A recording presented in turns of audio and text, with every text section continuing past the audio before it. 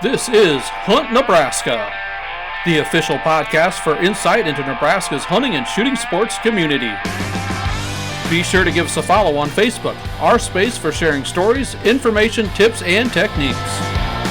Now, Hunt Nebraska. Nicely done, Dave. Hey, I'm a pro. Nicely done. You've been practicing that, I can tell. So, folks, welcome back to another hangout here at the Hunt Nebraska cabin. However you might be listening or watching us, we appreciate you taking us along for the ride, inviting us into your home, maybe on the hunt. I mean, we are in that time of year. Folks might be listening to us on the way to or back from the field. Hope everyone has a safe, enjoyable, memorable hunting season as we really get into the gist of it. Things have all opened up. In fact, you guys are both wearing camouflage caps, so we got to talk about that first. You guys are fresh from what? A duck hunt? A deer hunt? Duck blind. Duck blind. Duck blind. Yeah. And it was, I have to be honest with you, it was kind of rough this morning. It was just cold and wet and sleety, rainy, and 30 degrees, and it was perfect. Now, it can't be that rough unless somebody forgot the eggs. Well, we're not hunting out of that. We're hunting out of an A-frame right now. Oh no. There's no electricity, there's no eggs, we did put a buddy heater in there, but it just kind of blows right through the canvas. We didn't cater it or anything. There was no breakfast this morning. I'm doing this show hungry. I'm going to be honest with you. I'm hungry. I didn't even bring a granola bar. Nothing even left over from last season? No. Well, again, the A-frame, you just put it up and go. Okay. So the wooden blinds are out in the field, but they're in places we're not hunting just yet. So. Oh, all right, folks. As you probably can see on YouTube, if you're watching us that way, that is Jeff Rollinson. You also recognize Hunter. Nikolai, who's our hunter ed coordinator for the state of Nebraska. Me, just Hershey over here in the corner. But the new face, I believe, first time we've had you on here is one Dave Flanagan. How you doing, Dave? Pretty good. First time doing the podcast thing. This is kind of neat. Yeah. So I got a question, and I know this might be skewed a little bit by what Jeff was talking about at the goose pit, but we've started asking a lot of our guests. We try to do it with every single one. When you're rushing out of the house in the morning, going on a hunt, what's your go-to grab as far as food? Granola bars. Granola bars. That's the winner right now. It's in the lead by about 3 points, I imagine. I don't know. Pop-Tarts is right up there. I think we've had 3 votes for Pop-Tarts. It might be tied. That's actually what we feed the horses. Granola bars are easy. You can grab 2, 3 of them, stuff them in your pocket, and you're good to go. There you go. See if Wildlife can throw that in their 2022 deer hunter survey. I still like mine. Bad idea. The first thing I like to grab is biscuits and gravy. I like to take that with me. That's where I'm going to stick with biscuits and gravy. It's never wrong. Never the wrong choice. They don't go in the pocket very well, though. They don't go in there. Don't stay very well, I can tell you that. Now, I will say the second part of that question is what's the beverage of choice you put in the thermos or the mug when you leave going on the hunt? He's not a thermos guy, I can tell you that. Yeah, not a coffee, can of pop. There you go. Yeah, Cold caffeine. Yep. I'm with you on there. If it wasn't for those chilly mornings, I'd be a pop guy all the way. Is there a certain flavor? Usually just Pepsi. Oh, okay. Dave's choice of a new generation. I'm simple. Yeah, you are the new generation. Yeah. Yeah. You remember when Michael Jackson had hair and post fire. So, all right, moving on.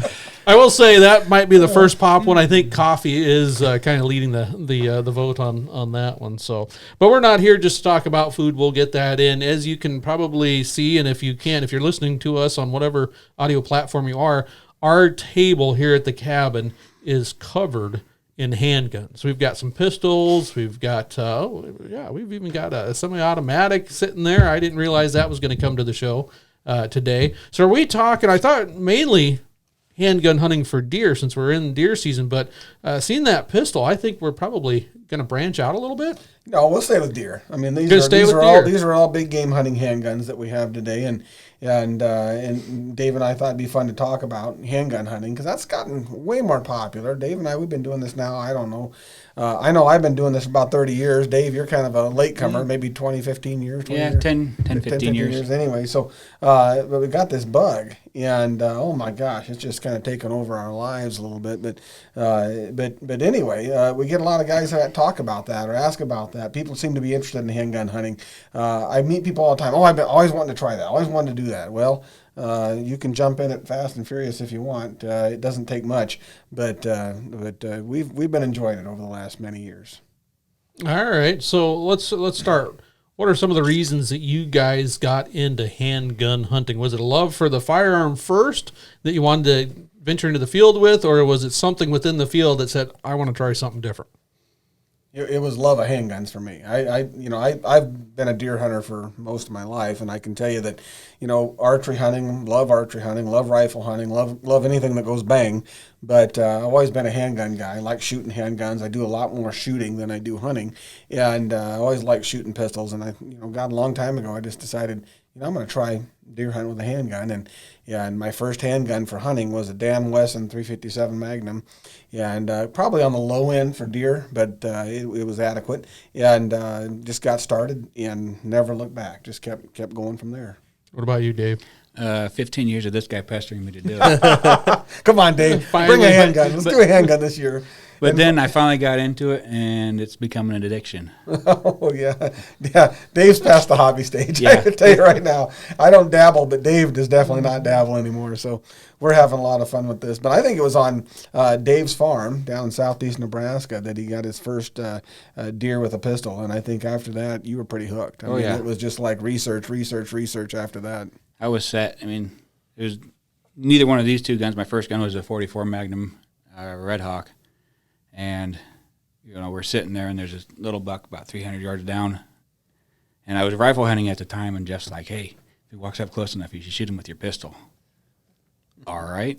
Ain't no way in double hockey sticks he's going to come up here, but we're watching him. He's working. I picked a point in the field. I go, okay, if he gets to that point, I'm going to shoot him. And the coolest thing was my daughter was with me. Oh, okay. And so I get the gun out, and I do a quick glance over my shoulder at her to make sure she's got her earmuffs on, and she's sitting there like this, looking out the window at it as I shot it. And it turned around maybe 50, 60 yards. I was like, might be onto something here. Yeah, he was hooked, let me tell you. But, there's just a lot of reasons. They're simple. They're easier to carry in the field. You got your hands free to carry other things. Most handguns need a good holster or a sling. I'm a big leather holster guy, so most handguns are either on the hip or on a sling holster type scenario. Oh, sling holster. Okay, I was going to... Shoulder holster. I was going to say, I went right to long gun when you said sling. Well, no, some of our guns like these long-barreled contenders, mine will have a sling on it. I just carry it over my shoulder like a rifle. When I'm in the field, because it has a sling on it. They're just so much easier to pack in the field. And you do your homework, get the right gun, right load, and of course we both reload, and we're kind of relentless on developing loads as well. But these things have quite a bit of power, and not like a 30-06 does, but I mean, for their own right, within the range that they're capable of, they have quite a bit of power, and so they work pretty well. All right, now, Hunter, I've been with these guys when they've had the pistols out deer hunting. That's been my experience. I haven't done it yet. Have you got any experience hunting with a handgun? I haven't. I've hunted with folks that have hunted with a handgun, especially where I hunt in Wisconsin.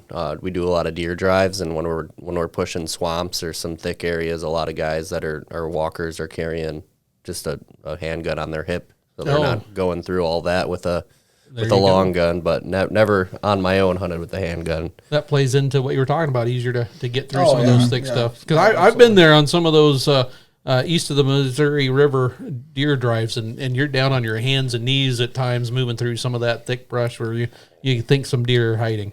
So never even give that much thought. So let's get into, first of all, I think what we need to hit on is make sure that folks know that there are some minimum requirements when it comes to hunting deer here in the state of Nebraska with handguns, and you guys know that pretty well, I'm sure. But then I also want to kind of get to, I'm guessing, as you mentioned, Jeff, sometimes you might not want to be at the very bottom end. When you said that one of the first guns you hunted with, the 357, was kind of on the lower end. It's allowed. Yeah, right? It's allowed. And, a handgun has to be in Nebraska legal, capable of generating 400 foot-pounds of energy at 50 yards. And generally, that's going to start with the 357 Magnum and kind of go up from there, the 10 millimeter, the 41 mag, the 44 mag. And once you get past the 357, you're in completely adequate territory in terms of power.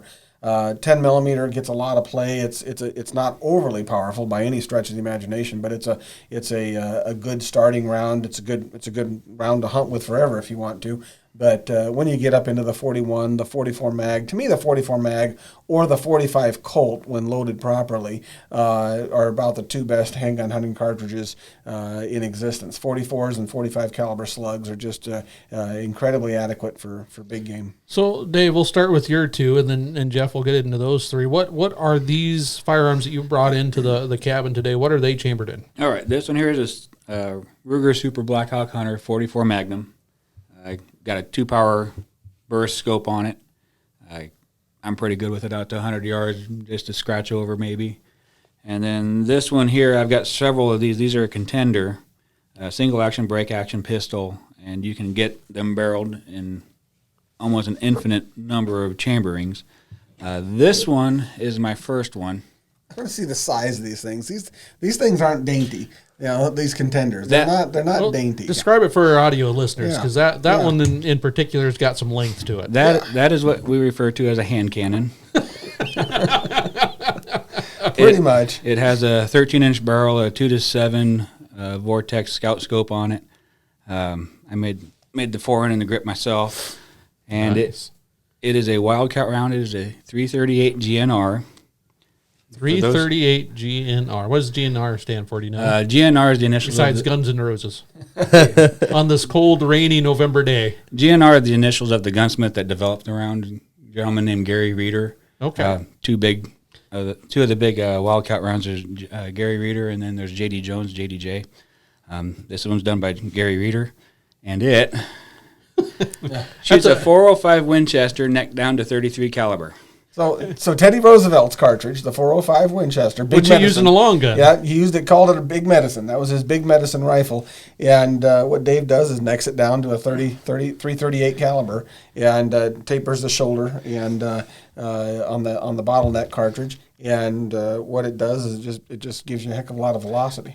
So on the revolver, I mean, you're using, you guys I know reload quite a bit, so you probably got your own loads, but those types of loads are somewhat commercially available. Yeah. For this one here, you're reloading all of them. Yeah, this is a Wildcat he's talking about here. Yep, I affectionately refer to this one as Quigley.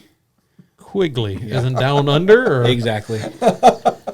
as it puts the deer down. I get under. that funny look from people when I describe what it is. You know, and it always takes me back to that scene in Quigley Down Under when he's describing his gun. So I named it Quigley. Now, yeah, and these Contenders are long-range propositions. They're for the long-range hunting, rifle territory, and we'll practice at those ranges. We were at the farm the other day shooting at 200 yards and just ringing the gong. We have a small plate gong, and just ringing it with ease from the types of rests we were using there, just sitting on a tripod chair out in the field. So I mean, they're incredibly accurate. It's every bit as accurate as a rifle. Oh, that's impressive. Now, Jeff, on to the pile that you have sitting in front of you, a couple of revolvers, and then the I'm a big pistol. revolver guy. I like small pistols that pack a punch. I do hunt with several different Contenders in different calibers and cartridges and whatnot. But I'm a revolver guy, and of course, right here I've got just a single action revolver with open sights.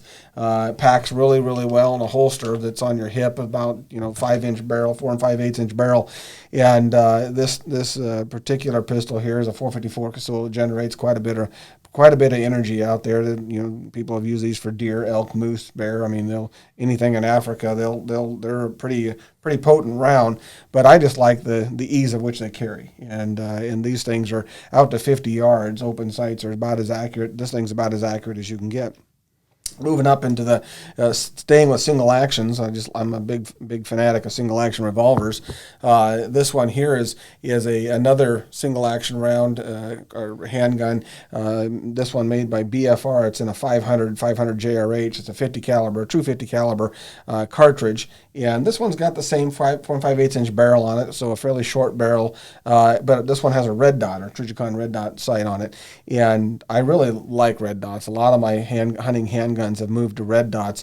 You just you turn them on, you put the red dot where you want the bullet to go, and you pull the trigger. And so they're just so easy to pack. They're not real big, but they're limiting. I mean, red dots out to 50 yards are pretty good, but out to 100 yards, I think they sacrifice quite a bit of accuracy. Now, what kind of holster do you use on that one? Because obviously it's not going to fit in this one that you brought in. This one here, this one goes on a shoulder harness, and it'll hang off to my left side.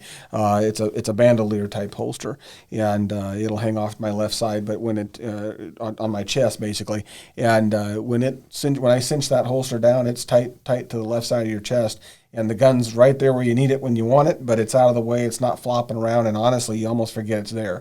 And so I'm a big fan. Hip holsters are nice for smaller handguns, but every step you take, you start to know that gun's on your hip. Whereas with the shoulder holsters, or the chest holsters, we call them, I guess, you don't hardly notice they're there. And another one here, it doesn't have to be revolvers. This is your typical 1911 platform. It's a 10 millimeter, and this one here is a fairly lightweight gun. Another red dot sight on it, and it just, if you want something different, and sometimes I like something different. And so this one here, plenty accurate, out to 50 yards, plenty of adequate power out to 50 yards. 10 millimeters, no slouch. It's not the most powerful round out there for big game hunting by any stretch of the imagination, but certainly no slouch, comparable to a mildly loaded 41 mag, very similar in ballistics. So how do you decide? And Hunter, I've got to toss this out there. I'm guessing that this isn't the whole hunting arsenal when it comes to handguns for these two. This is just what they bring out when they know they're going to be on a podcast. Firearms. Not that you don't hunt with them, but I know that you've got your Sunday ones, you've got your Saturday ones, you've got your middle of the week holiday guns, handguns. We take a whole nother table to display them all. When you get to the Christmas holidays, you got Christmas holidays. To be honest with you, if they brought them all, we'd probably need some type of permit, like holding a gun show, or at least an exhibition. You need a bigger room. Yeah. So how do you choose? I mean, when do you decide I'm taking this one and that one? Do you often take more than one handgun when you're going deer hunting? Yes. Yeah, not necessarily into the field with you, but as in any other type of hunting, you want to have a backup gun in case you drop it or bump the scope or something. You want to make sure you have a gun that's accurate for hunting. And if you drop the backup, you really want to make sure you have backup to that one, right? Yeah. And so, After this gun and the next gun, there's only 2 more guns left. What are we going to do? The train and the type of hunt dictates a lot of times. Like when we go out to the Pine Ridge, we're hunting with contenders for the most part, because we're talking shots that very rarely are in the 50-yard range. Usually they're in the 100-yard range, 100-plus yard range, and sometimes out to 200 yards. And so we opt for the contenders for the greater distance and accuracy and velocity. Because in a contender, you're shooting a rifle type cartridge out of a handgun, and so and with some wildcat type manipulation on the cartridge that we do following standards. We're not out there on our own doing these things, but following some standards, you can eke out even more velocity out of some of these rifle cartridges that are tailored for a short barrel type contender. So the train dictate. When I'm hunting at Dave's place down on the farm and our shots are under 100 yards usually, revolvers, and then it's like picking your favorite kid. I mean, it's tough. We got to take them all at some point, right? You don't, but you end up taking one to the blind or to the tree stand, and of course one's back at deer camp, and then that evening you might go back and switch out because you don't want to make one feel bad over the other, because that leads to problems in the gun safe. So you don't want that to happen. So it just depends on the terrain a lot of times, and then it's just favorites. Some guns, I can tell you right now, some guns you're just more confident in. You're more accurate with them. You can shoot them better than others, and they all meet a minimum, right? They all meet a standard that you have to have before you'll take it out into the deer woods. But some you just have way more confidence in. So I know the listeners are wanting to know this question, or at least hear the answer to it. So are these meet that requirement? Are these some of your favorite guns, or these just happen to be guns you thought, well, I use them and it's best to bring them in and perhaps let other people touch them and get finger grease and Cheeto dust on them? I opened up the gun safe, and I got a pretty robust gun safe mounted into concrete. I opened up the gun safe, and I didn't want to dig through them too much, so I just grabbed a few of the ones that were on top. Well, if they're on top, you shot them recently, right? Yeah, that's right. That's right. They've been getting. I think he's got kind of like at the dry cleaners where it's just the numbers and just rotate. He's got a lazy Susan in there. That would sure be helpful. You can just kind of spin the wheel. Oh no, not that one, not that one. It's Friday, out. No, early November. He punches that in, and the code just brings him around these 3. Friday, even numbered day. What gun is? Oh, it's that one. What kind of mood am I in today? Feeling revolverish today. Not many people have a walk-in gun cabinet like these two, Hunter. I mean, it's pretty impressive. Who of us didn't grow up watching Westerns, John Wayne movies. I don't know if you. I think a couple of the jokes already went over my head earlier. So. But, I grew up, my dad was a John Wayne nut. He loved John Wayne, loved Westerns in general. So I grew up watching Westerns, and I learned fast at a very young age, if you wanted to stay up late, just shut up and watch Westerns. Now, if you wanted to change the channel, it was bedtime. It was pretty quick and easy. Son, you need to get to bed. But if you just slip in there and sit on the couch, and this John Wayne, he's pretty good, Dad. Yes, he is. And by God, you just could watch all night long. There was no bedtime. And those single action pistols just always amazed me, and so I couldn't wait to get to the ripe old age where I was able to start collecting my own single action pistols. But there's a soft spot in my heart for single action pistols. I can tell you semi-automatics like this 1911 10 millimeter don't completely do it for me like single action pistols do. So this one probably will get but grabbed just a little bit, enough to take up space in the safe. Oh, it will see daylight. There's no question about that. It's just not. It's not like a single action pistol. And I used to have some double action pistols as well, but they've just not tickled my heart like the single actions either. So the semi-autos are kind of getting their own cult following now in the hunting world. They really are. They're starting to gain in popularity. It really is. In fact, when the 10 millimeter came out as a round, as a cartridge in itself, it was actually created by the FBI for law enforcement. But they started realizing that this thing just kind of kicks too much, and not all officers shoot the 10 millimeter very well in some situations, and so it almost died. In fact, the 10 millimeter was kind of fading out about 10 years ago. And it was hunters that kind of caused a resurgence in the 10 millimeter, especially in these 1911 platforms, that they started bringing it back. Ted Nugent was big on bringing the 10 millimeter back, hunting with the 10 millimeter, and it's just seen a resurgence now in guns that are not necessarily plastic guns for self-defense, but bigger, heavier framed guns that hunters find a little more adequate in the field, capable of putting all kinds of good sights on and whatnot, and capable of incredible accuracy. I assume it's a lot like other firearms. Shotguns is what jumps to my mind, obviously, where you've got those that get into wing shooting or even just sporting clays, trap, what have you. And you kind of see folks go one of two ways. They might have started out with a pump shotgun, and there's a lot of us that stick with that. But after a while, they start going either towards the more traditional over-under, side-by-side route, or they take a right and they're semi-automatic.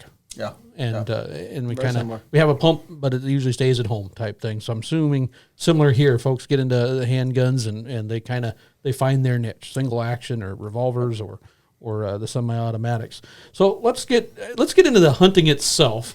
And before we get there, because I kind of want to ask some questions and get you guys' how to as far as walking through a day of hunting with a handgun, because it probably set up how you situate yourself, how you got to prepare for the shot, just a little bit different. But before we get there, we got to talk about this rest in the room, this great big tripod over here, which is something that I think I saw one of the first times I went deer hunting with you, Jeff.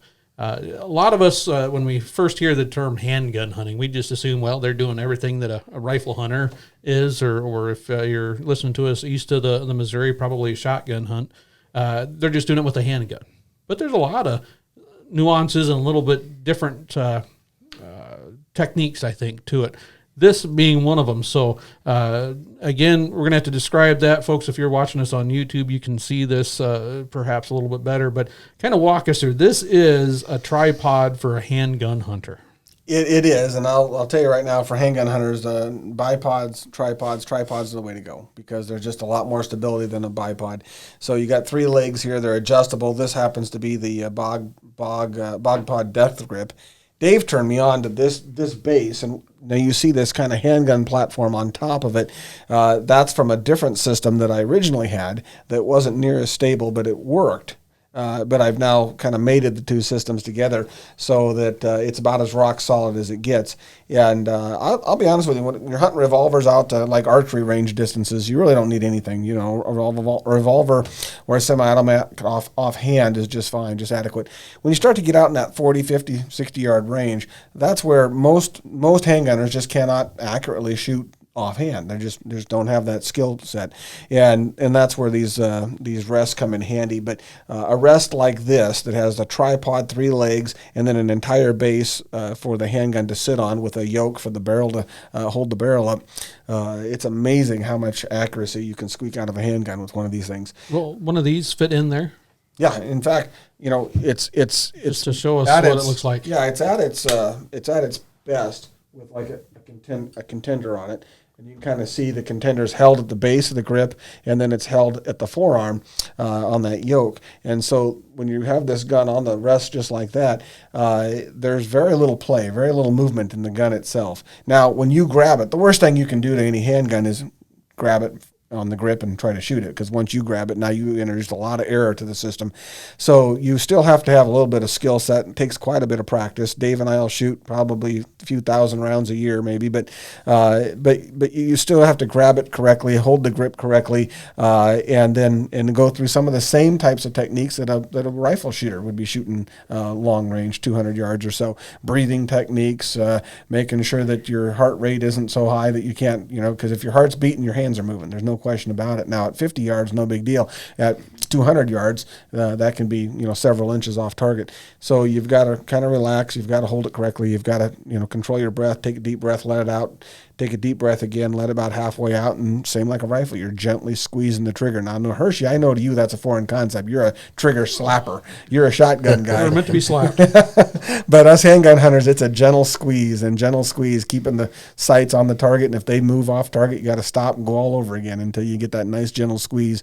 And the gun shouldn't surprise you. You should know when the trigger's going to break and fire, but it's a nice gentle process to keep the scope, crosshairs, red dot on target. And it's also one of those, your hand grip can have a big effect on it. If you don't grip the gun the exact same way, with the exact same tightness, the gun will shoot different.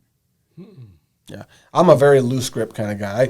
I try to hold the gun as loosely as I can. Now, some of these are pretty big kickers. You're shooting something like what Dave brought here, that 338 GNR or this 500 JRH. There's some significant recoil, and so you have to have enough of a grip that you can control the firearm when it goes off, but not so much of a grip, death grip, if you will, that every heartbeat, every breath you take is moving the gun off target by a foot downrange. And so it just, again, like Dave said, it takes practice. You got to have the right grip. And when it comes to handgun hunting, rifle hunters, we got to shoulder the rifle correctly. Shotgunners, you got to have the right fit so that the right shoulder, the gun comes to the shoulder correctly at every time.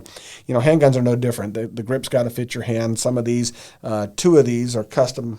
3 of these have customized grips that are made to kind of fit our hands better and shoot better for us that way. And, so there's some nuances there, but the grip is probably the most important element. You touch that gun, how it fits in your hand is pretty important. Cool stuff. All right, so walk us through.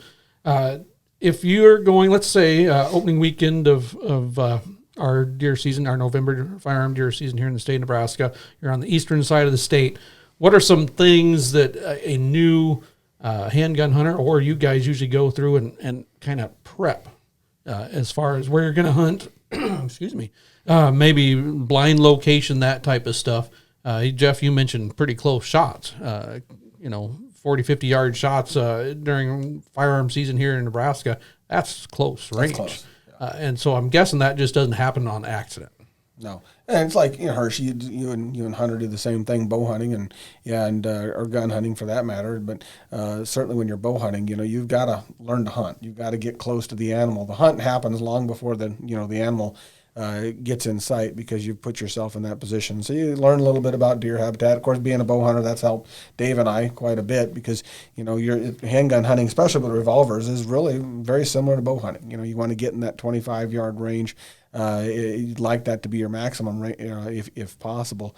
And so you're looking for trails, you're looking for travel corridors, you're looking for scrapes that are in the interior scrapes in the woods, not the ones on field edges that are usually hit at night, but those that are hit during the morning hours. You're using rattling antlers and grunt tubes to call and bring deer in. I don't know, Dave, how many times we've rattled deer in, but it's been a significant number of times that we've rattled, and here comes deer running down through the power line, coming right to the antlers. And so you kind of the same techniques that a lot of bow hunters use. It all starts before the season.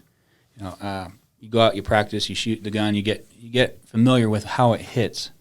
I'm going to do a little shameless plug here. I have a Nebraska Handgun Hunters Facebook page, and earlier this week I had a guy send a picture in on it and ask what people thought of his group, and it was about a 4.5, 5-inch group at 100 yards.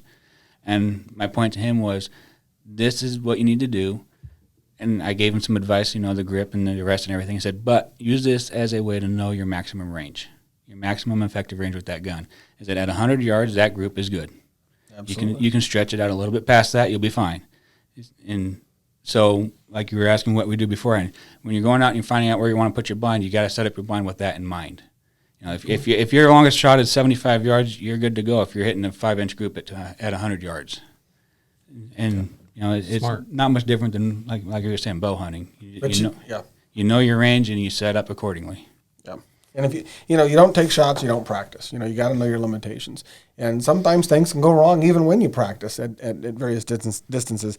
But you need to practice at those distances and know your effective range. And for handgun hunters, it ain't very far a lot of times. And so you're looking at, again, most people are comfortable at about 50 yards. And beyond that, unless they have the right types of rest and practice, it gets to be a little tougher. That's pretty cool. And so you guys have an idea where you're probably going to be sitting come opening morning. Just about exactly where we're going to be sitting. Much, yeah. Yeah, What's the we've distance, been there. What's the distance on the shot you have at that spot that you're going to be sitting? And if you're listening, folks, after our November 12th deer opener this year, we might have to edit this and see how you did that day. But what's the most likely shot distance maximum at those spots you're going to be sitting on November 12th? Well, the spot I'm going to be sitting with my daughter. This is her first year hunting. Oh, okay. That changes it a little bit. I built a contender specifically for her. Oh, wow. Like I said, I have a minor addiction problem here. But the longest shot she's going to have is probably going to be about 75 yards. Okay, just like you were talking about. And she has been practicing at that 75-yard range, and she's got about a 2.5, 3-inch group at 75 yards. So I'm comfortable with her at 75 yards and stretch it out to 100-ish or so. Yeah, she's been doing pretty good. Yeah, and and I'll tell you right now, it's awesome to me to see young people getting into handgun hunting because it's just a cool sport. And the contender he built for her is just really a slick deal. I mean, it's any handgun hunter would be thrilled to take that out to the field. So I'm looking forward to. Yeah, it's this cartridge right here. It's another Wildcat cartridge. And I'll let you talk about it. That was really neck down. Yeah, it really is. This one isn't quite as insane as my 338. This is a 256 Falcon made by the same gunsmith. It is a 30-30 neck down to 25 caliber. This is a 110 grain bullet. It'll probably do 2,600 feet per second. If I put a lighter bullet, 85 grain, it'd break 3,000 feet per second out of a 14-inch barrel handgun. Now, Dave's not selling it completely. I mean, this cartridge here, you think of the 30-30, and this is why some of these older cartridges make great Wildcat rounds. The 405 Winchester, in my case, it's the 444 Marlin for my contender, and then one of my other contenders has this 30-30 case as well. But 30-30s and the 444 Marlin, 30-30's got a real long neck to it. Most of our older rifle cartridges do. We had a belief that you got to hold about an inch a bullet in the cartridge, right? And so those are neck down quite a bit to a 30 caliber. Well, this cartridge here, if you blow that neck out, which Dave did on this cartridge here, you eat into that neck. You can see this neck is probably maybe a quarter of an inch long. It's not 3/4 of an inch like it used to be. That neck was farther down the cartridge, meaning you've gained more capacity for powder because you're using the neck now as part of the body of the case with a much smaller neck up at the top. And so when you blow it out like that, and again, these are all, this isn't something we just play with. I mean, you got to know what you're doing here and follow standards. But, you take the 30-30 and you make it a heck of a long range rifle pistol cartridge, and they're very, very, very adequate. Yeah, that one that Jeff was just holding, the 30 GNR. You see a little pattern here with the GNR stuff. But like you said, it's a 30-30 blown out. It's still a 30 caliber bullet, but because I can fit more powder in it and the right type of powder and amount of powder, it'll do just over 2,600 feet per second. It's fine. A 30-30 and the longest rifle couldn't touch that. So Wildcats are kind of fun. Yeah. I see. So, Jeff, same question. Opening morning, November 12th. What's your maximum shot distance? I'm going to be in a spot that have about 150 yards as my maximum range, and that's well within my maximum range. And I'll be likely have a contender pistol, with me and to take full advantage of that range. And then the following weekend, when Dave and I will be in the Pine Ridge. And maximum shot there is probably just a hair over 200 yards. There's some alfalfa fields that we like to hunt, and it's about 220 yards from one side of the field to the other. And so, with the contender pistols, we're good at that range, given the conditions being perfect. If they're not perfect, you're not good at that range. And so, again, got to know limitations, but so it depends on the site. You got into my second part of that question, because knowing you guys are going to head west, a little bit more open terrain, a little bit more open country, critters can pop out, less things to funnel them to one through an area or trail.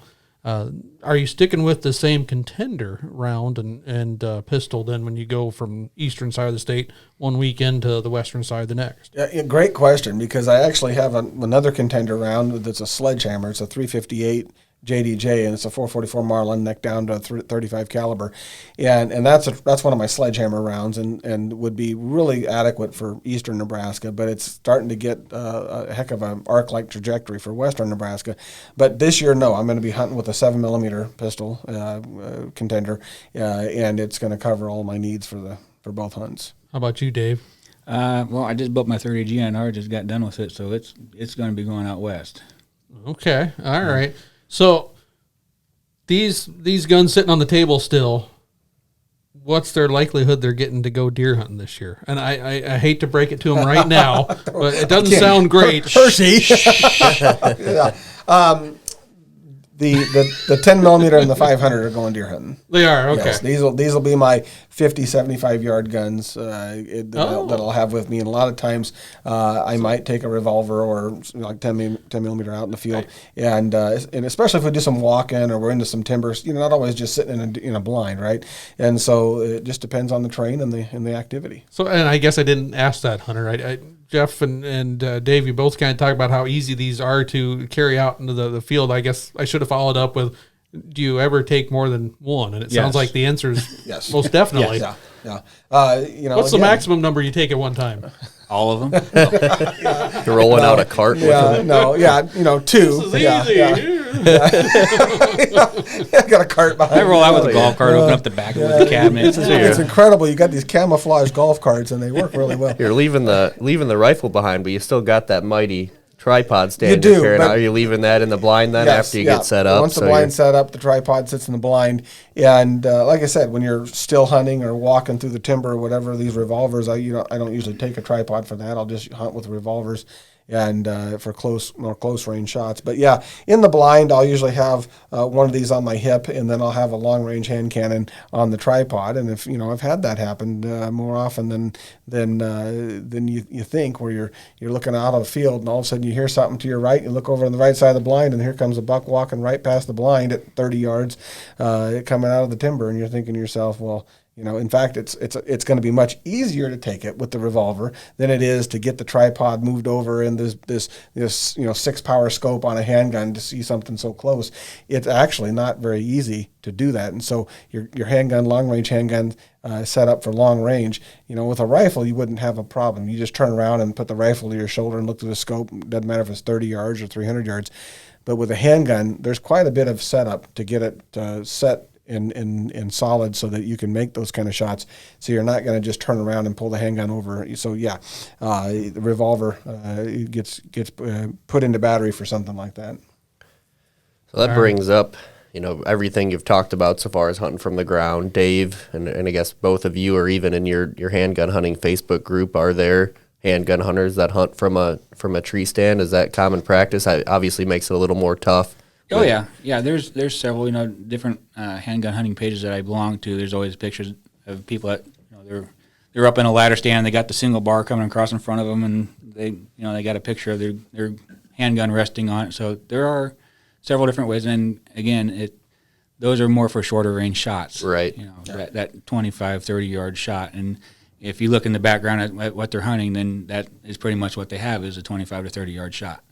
Yeah, I'd say the bulk of the deer I harvested were from tree stands early on, because that's how I hunted, from tree stands. Kind of took all my bow hunting skills and just put them into handgun hunting. And so revolvers, sitting out of a tree stand, you don't have a rest a lot of times where you just have that bar in front of the tree stand. But Yeah, that was quite a bit of my early year harvest. I didn't get into ground blinds more until I started hunting with Dave. And Dave's a carpenter by trade, and he builds some ground blinds that aren't too shabby. I'm going to tell you that right now. And so, if you could just, and it's kind of nice having a brother-in-law. You can say, I like this blind, Dave, but just needs a better rest up front here. And I don't like the way that window opens and closes. If you could adjust that window. And so we have some pretty neat setups. I was going to say the grip and foregrip on that Contender over there are pretty slick looking. He's If got you're some watching skills. on YouTube here, next step might be to figure out how to build something on a tripod on a stand to do some long distance stand hunting. There you go. Dave built one for one of my Contenders here as well, and I told him, I said I wanted dark, I wanted kind of a black, and so he built me a black one here, stock and forend on this one here, and this is my 7mm, and you can see this one has the sling. The sling stays on it all the time. This is how I'm going to carry it in the field, right over my shoulder, but and so it doesn't cause a problem at all. But yeah, this dark, what do you call that? I don't know. It's a laminate. Laminate, yeah, dark laminate. Yeah. It looks pretty nice, and the grip he makes on these things, really, really nice grips on them too. So I've had fun with this. Yeah, that's pretty cool. That is pretty cool. While you guys were talking about tree stands, one thing that popped in my mind is you might have just opened up some hunting opportunities for some folks. Because if you think about Nebraska, and we've got cedars just about from one side of the state to the other, one of those early successional trees that kind of invades those grassland areas. And I know there's some folks listening that have some spots. They know that deer use them, pass through, maybe even bedding areas with cedars in them.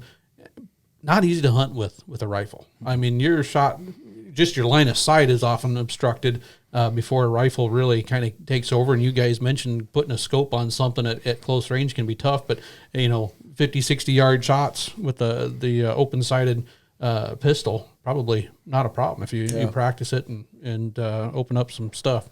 So that's a neat idea. And that's where a red dot would come in handy. Ooh, yeah. If you got those shorter, Definitely. you can still have the peripheral vision and everything, but you got more precision with the red dot sight in a tight quartered area like that. Quicker target acquisition and Yep. And as long as you do, unlike what I did when I first saw a red dot or just a scope period, just topped it on and thought I had a tack driver, you got to make sure you shoot it and get that dot right where gotta sight 'em in. the hole in the paper happens. So Yep, you gotta sight 'em in. That's pretty cool. And you bring up another point real quick, Hershey, and that is red dots are really cool for hunting, but you have got to practice with them, because the first time you're out in the field and you try to find that red dot when there's a deer standing there and panic mode sets in because you can't find the red dot, you need to know exactly when you're gripping that pistol. And again, it's consistency and grip, but you need to know exactly how that red dot's going to appear, because the first few years that I used a red dot on a pistol and you'd bring it up on a deer and you can't find it, panic mode sets in real fast, because a pistol without the red dot in the red dot scope is just a really neat paperweight.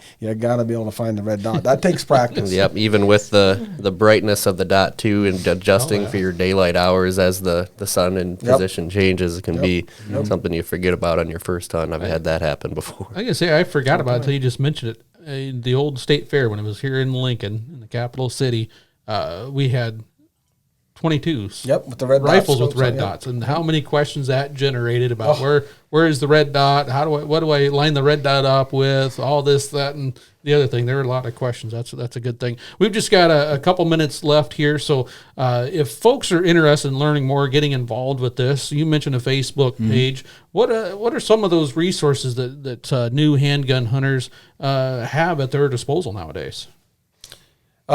The Facebook page is certainly one of them. Handgun Hunters International is an organization that's kind of dedicated to handgun hunters across the globe, for that matter. I know Safari Club has some wings for handgun hunting, handgun hunters. There's singleaction6guns.com. Singleaction6guns.com is a forum site, Gary Reeder Custom Guns forum site, dedicated to handgun hunters, mostly all handgun hunters there. So there's quite a bit of forums now. In fact, if you just Google handgun hunting forums, you'll get a bunch of them pop up.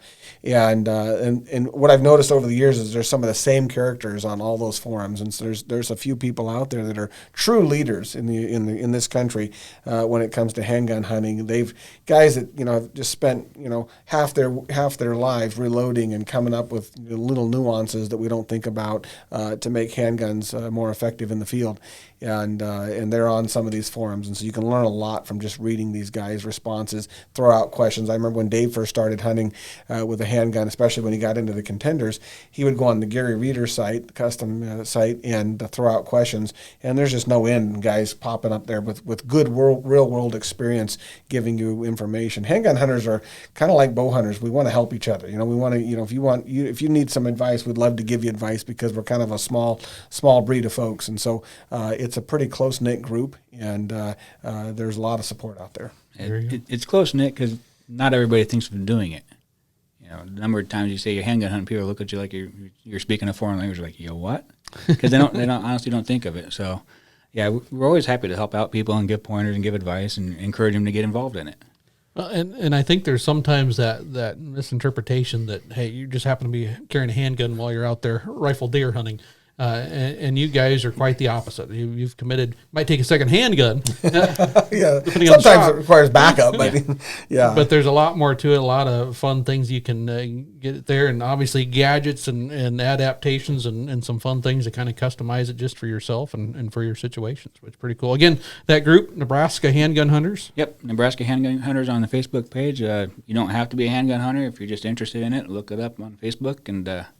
Be happy to have you. All right. I think we're going to put a bow on it right there. So, folks, thanks for letting us join in your day, and make sure you give us a subscribe or a thumbs up. Make a comment down below if you've got questions. We'll get to them. Thanks for being there. All right. So, is this the official 7mm Raleigh? Hunt Nebraska, brought to you by your Nebraska Game and Parks Commission.